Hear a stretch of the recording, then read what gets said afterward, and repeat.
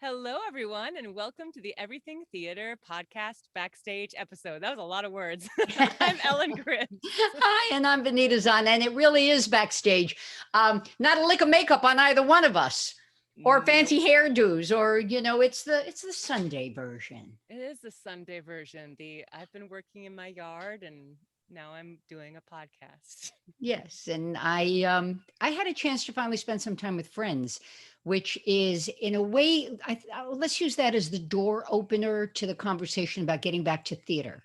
hmm Is that more and more of my friends are vaccinated, hmm and we are comfortable in getting together. And I hugged with a girlfriend today. She said, "Oh, I've been waiting for a year to hug you, BZ." And hmm yeah. And when you look at what's going on, and we've talked about it, um, Park Stage Company will be opening at the Cahoes Music Hall. In pods are carefully constructed in terms of the number of people you will be allowed to sit with. For the most part, you cannot pick the seats you want. They will place you, but every seat is good. And they are doing I Love You, You're Perfect Now change. And it'll probably run for 3 weekends because the demand is so great. So I think that's where we're headed. That's why I use that as the door opener, Ellen. Yeah, I was gonna say I got my tickets already. I'm excited to go see it. Me too. When are you going? May 2nd, matinee, Okay, I Sunday think we're matinee. going. That's the second weekend. I think so. Yeah. And I think we're going the second Saturday. Ah, So this we can year. talk about it afterwards. I Yeah. won't tell you what I think. Yeah. Oh, I'm very excited. And the cast, of course, is wonderful. Deshita Cortez, who many of you may be familiar with locally, lovely, oh, great, just a wonderful person, a great voice. Brandon Jones, who graces the stage at the Cahoes Music Hall lot. In fact, he was in the show that got shut down when Oh, the yeah. pandemic, hit. He was the piano player in Emerson, Lady Day at Emerson Bar and Grill. hmm Wonderful. And Molly Rose McGrath, who's graced many a stage here, and Mark Christopher, who used to be seen a lot locally, and then he's been in New York City performing. So quick, get a ticket if you don't already. I know they've added, or if they haven't already, they will be adding a third weekend, but they're flying. The tickets are Yeah. flying. I bet. I mean, I was so excited to call and buy tickets. I was like, this is exactly what I needed. Yeah, and what is it? Berkshire Barrington Stage announced hmm its season. Some of the shows for the season. Berkshire Theater Festival. We had John Soul from Bridge Street Theater down in Catskill as a guest, and they're getting ready to announce their upcoming shows. So it's happening. I feel like there's a lot of projects that are on the verge of getting announced. People are like, hold on, we're not going to announce it quite yet, but the works are happening. I think in the next few weeks, we're going to hear a lot of stuff that's going to happen in the summer. Yeah. And part of it, Ellen, as you well know, and our audience, is that it's about figuring out the configuration hmm of where to seat people. Yep. hmm A lot more So, going into plays this year than ever before. yeah, I'm ready to go. Yeah, me too. Me Yeah. too. Wasn't last summer, were you? No, no, it's for me, it's being fully vaccinated. I mean, I'm past my 2 weeks after my second shot, and Yeah, not that I'm running out and going anywhere. I'm still staying in the house all day, but I feel confident going to a matinee that's socially right. distanced. And we should also point out, because we've had David Gerard from the Troy Foundry Theater, they have started their outdoor performances Friday and Saturday night, I think it is, if I'm David will let us know if I'm wrong, in the alleyway.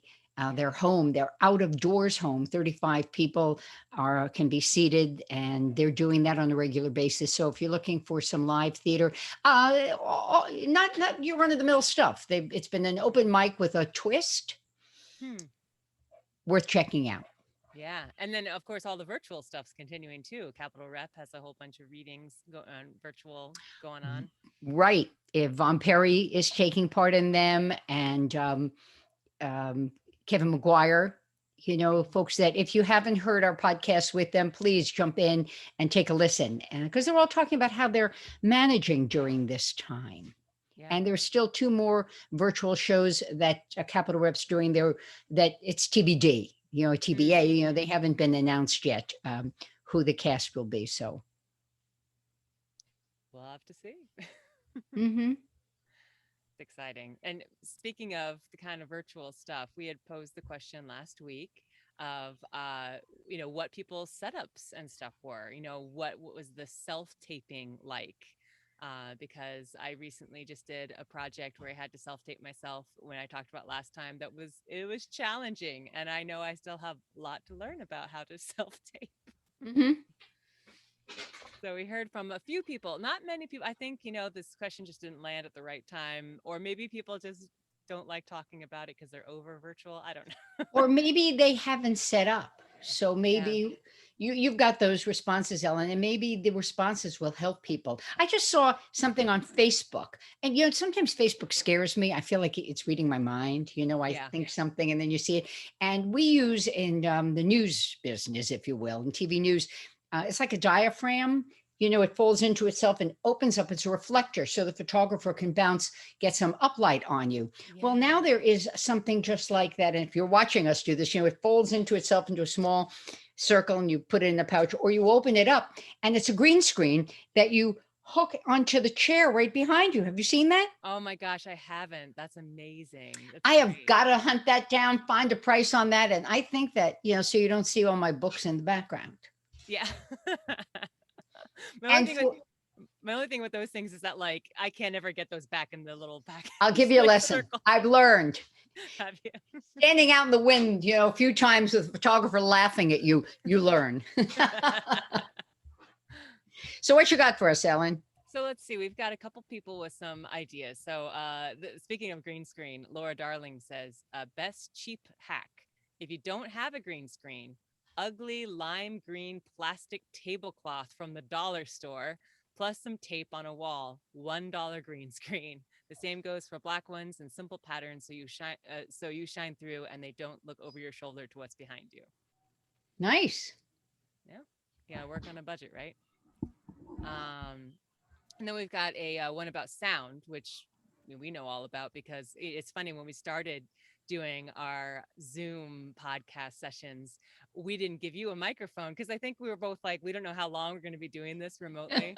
And Right. since we've given you a microphone, the audio is so much better. And I need a lesson in audacity. I know I Mm. just have to really sit and figure it out because I'm recording my TV story, my news stories. If I do a Zoom from the house, and I plug it into my cell phone, and then I take a winter coat and throw it over my head to soundproof.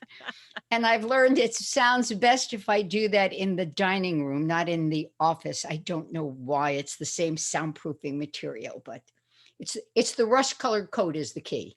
Mm-hmm. Mm-hmm. So let's see. So Sean Baldwin says, pro tip, the built-in mic on your laptop, unless you have a Mac or brand new PC, will make your voice sound harsh or compressed like you're on the phone. Which actually I say, even the mic on my nice, pretty new Mac is not really great. Um, it's okay, but not compared to the microphone I'm on now. It's also not as sensitive as you think and will drop the ends of sentences and miss consonants. Standard acting advice applies. Enunciate and don't drop the ends of your sentences. 9 times out of 10, an external mic, whether standalone or on headphones, is the better choice.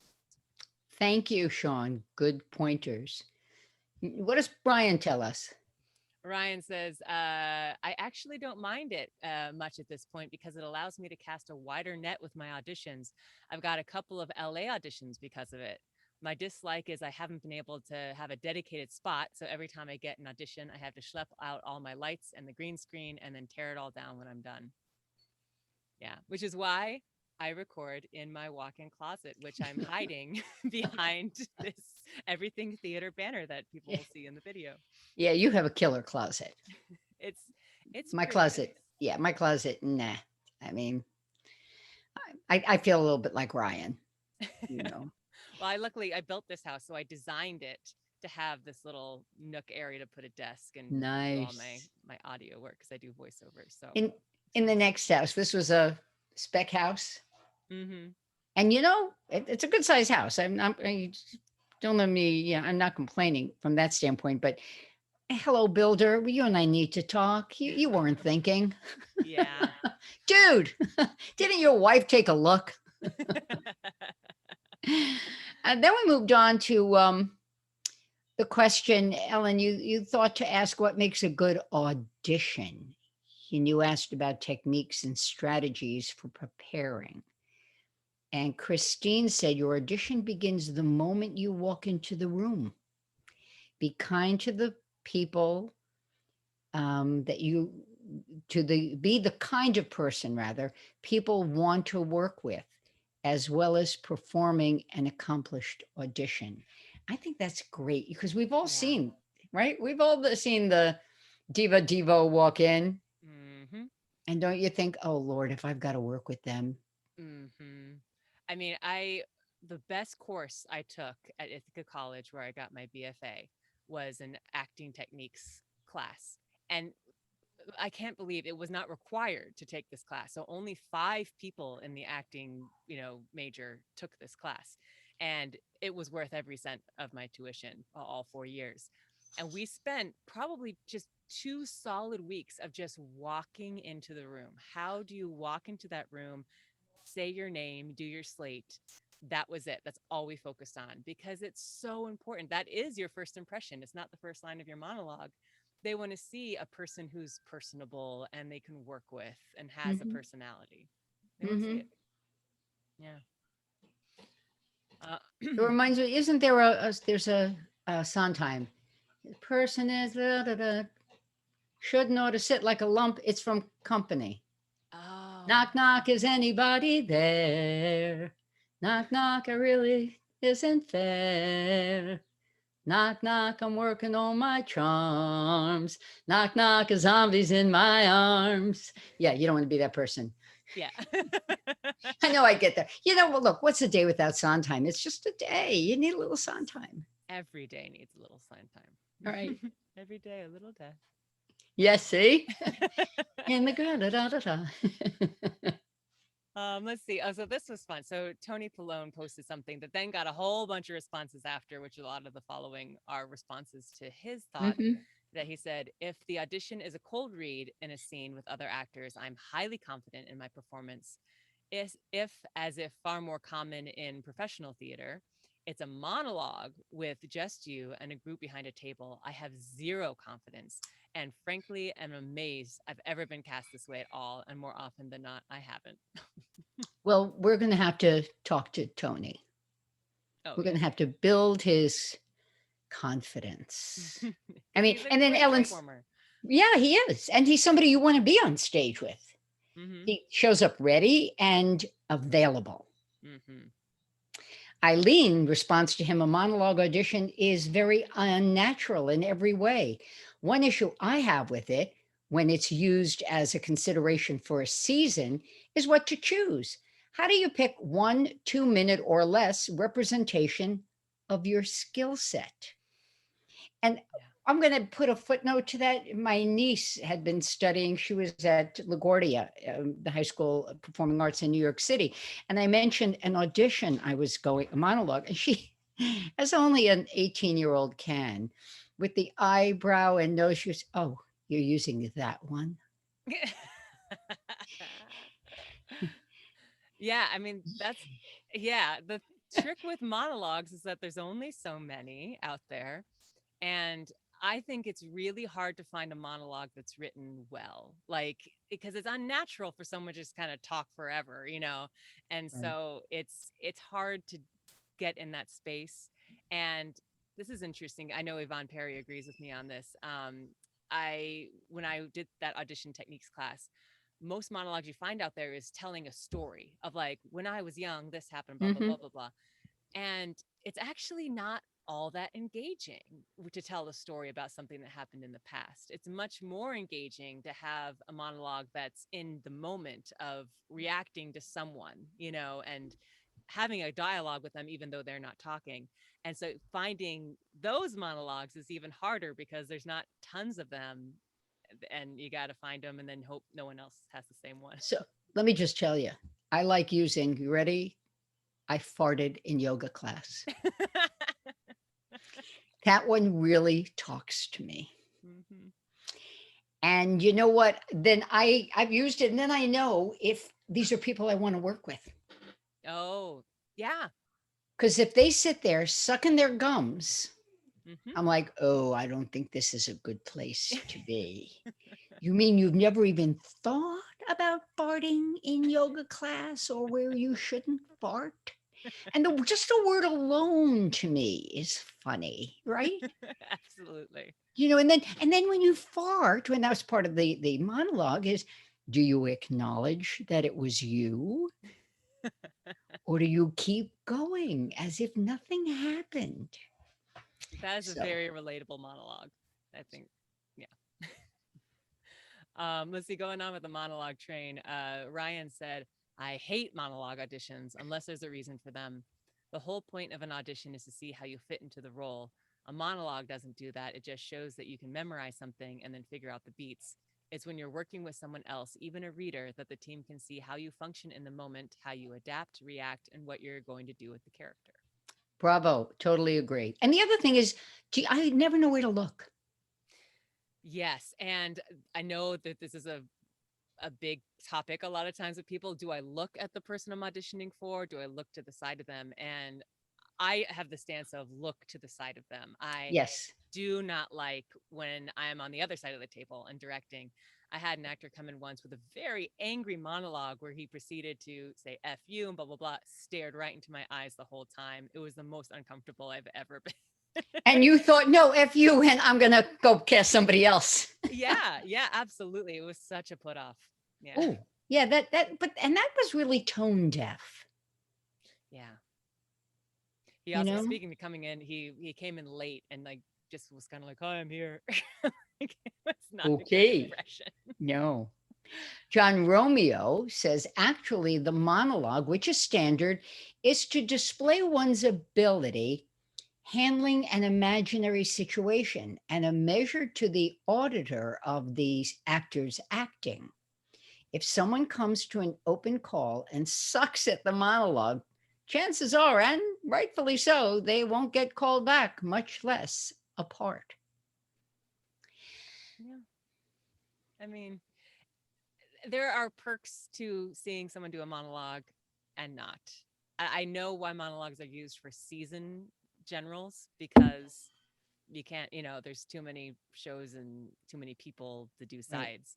And it does show off some talent, but if it's for a specific show, personally as a director, I would rather see an actor do sides from that show. I'm with your sister. Yeah. But Patrick continues. Patrick says a monologue showcases you as a theater artist. You are play selection, director, and performer. If you come in with a fascinating monologue I've never heard of and do a great job with it, I would be instantly interested in working with you. It shows me that you read plays and know what works for you. If you are auditioning for a musical, wouldn't you bring in a song that's not in the show to show another side? Same with a monologue.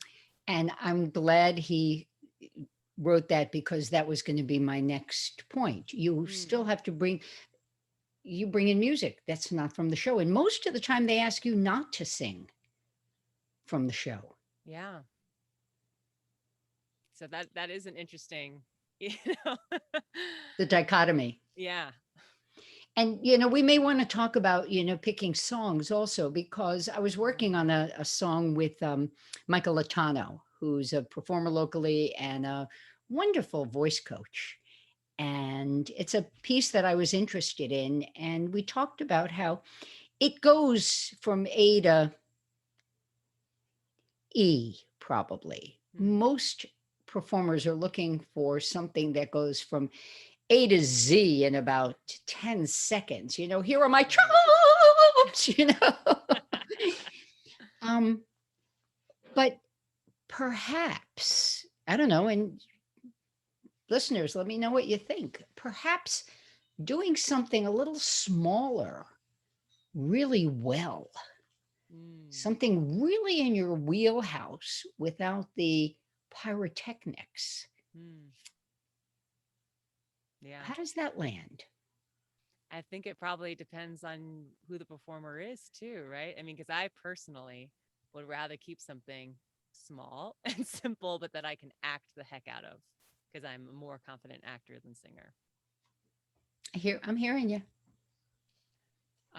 Let's see. Nicole jumps in and says, I would like to jump in on the monologue audition topic. So a lot of people have thoughts about this.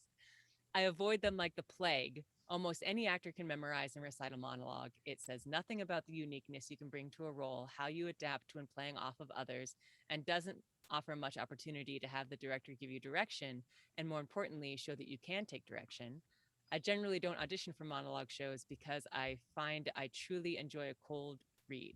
I'm a huge A preparer. good Oh, cold. oh, good cold read. I don't that. I'm a huge preparer, though, and always read the play at least twice, and reread sections I think will be used for sides. Ah. Just my humble thoughts as an occasional thespian. Do you read the show a few times that you're going to audition for?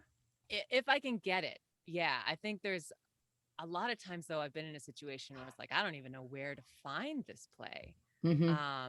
I mean, sometimes it depends. You could reach out to the theater, especially if you know the director, Yeah. reaching out and getting a copy that way is helpful. But a lot of times it's like a new play and you're like, but it helps so much when you do know the play. That Yeah. definitely, yeah. Susie says, Susie, I haven't seen her in years. About monologue auditions. In the movie Every Little Step, about casting the revival of Chorus Line, Jason Tam auditions for the role of Paul with Paul's monologue. He had Bob Avian in tears. Can you imagine how many times Mr. Avian had to listen to that monologue and how powerful, immediate, and fresh Jason Tam's monologue had to be to reach through that familiarity? Took my breath away. Worth watching just for that scene. Have you seen that scene? No, Yeah, I'm gonna not look him it up. doing it. I mean, I've seen the show, Mm-hmm. and it's who doesn't love it? Oh, somebody's going to write. I don't. I think it's hackneyed. Okay, good for you. No, but there's a number there's something, at least one of those numbers has to touch your heart and Mm-hmm. resonate with your soul. Yeah, yeah. So let's see. I think we're moving on from the monologues.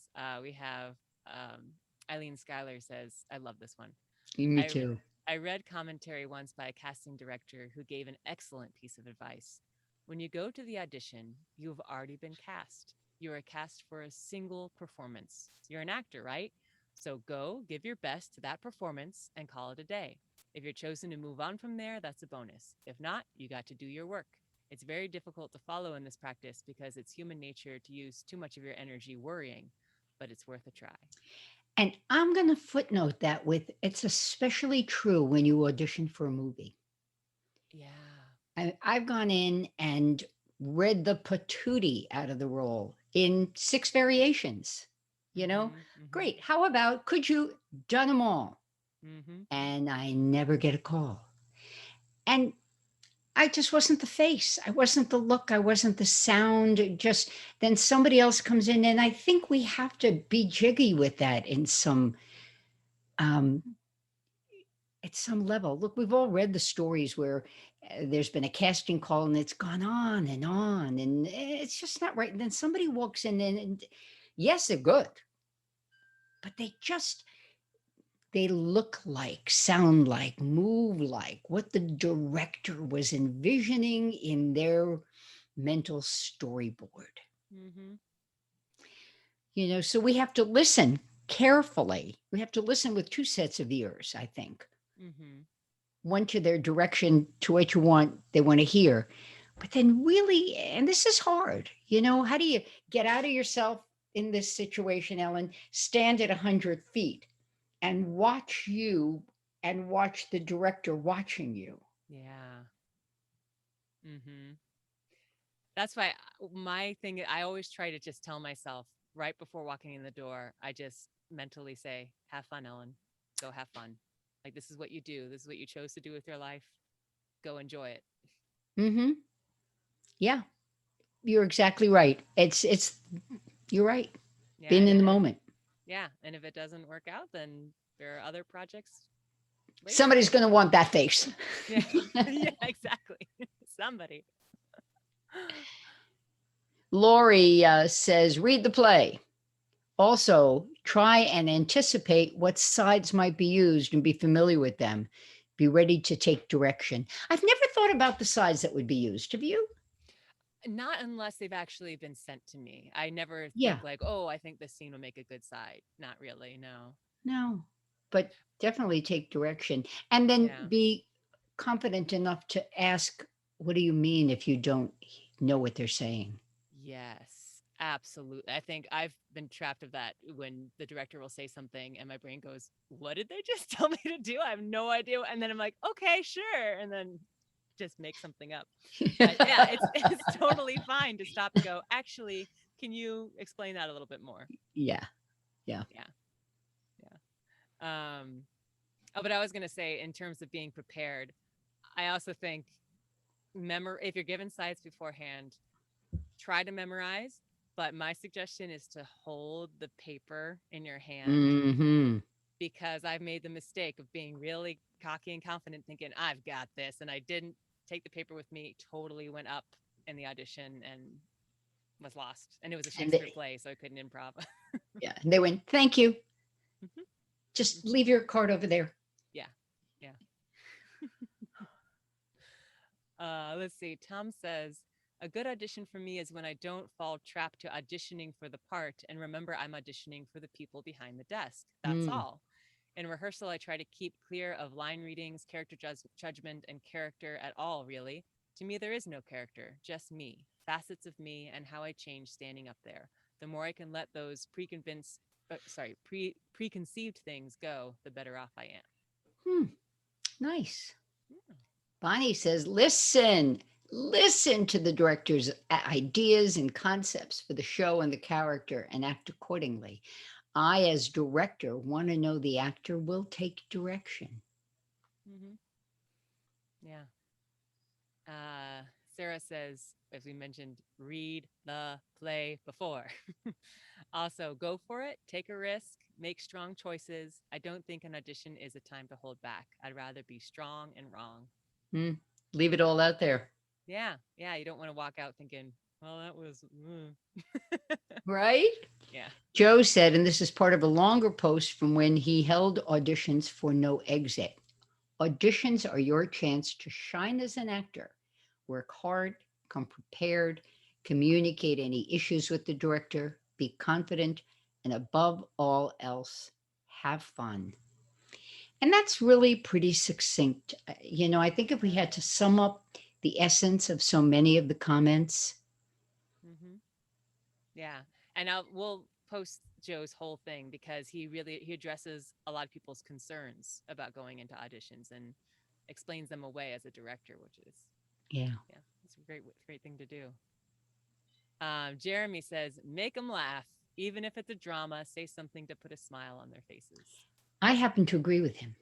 Mm-hmm. That's one of my go-tos when I show up in an audition. Mm, Yeah. I leave the dower at the door. mm-hmm. And I think it loosens me up, and which may tie into Katie's. If it's an open audition, make sure you stand out from everyone else. And that doesn't necessarily mean farting.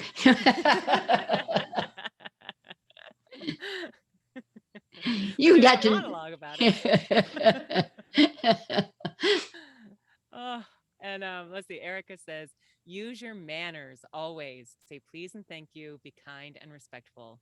Be prepared. Read the play. Know the music if it's a musical. Know the characters and find ways to make your choices uniquely yours. Oh, and try to have fun. Even if you're scared or nervous, try to have fun. Yeah. Yeah. And look, they've all been there. Mm-hmm. I can think of I picked some music, and the fellow that I worked with wanted me to start the song about 10 bars in. So now I'm standing there, and because he thought it suited the range better for me. And I'm standing there getting ready to go. I couldn't just find that moment.